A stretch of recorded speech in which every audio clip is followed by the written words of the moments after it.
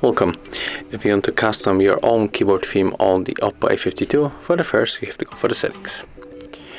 And right now we have to go for the additional settings, tap on the keyboard and the input method, and go for the Gboard.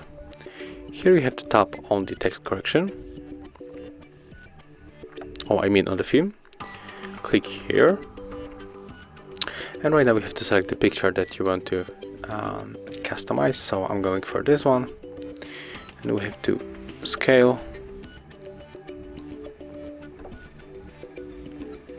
click next, done, and as you can see here we got our new keyboard theme. So tap on the apply and let's check how it looks on the messages. As you can see, that's how our keyboard theme looks. Thank you guys for watching. Leave thumbs ups, comments and subscribe to our channel.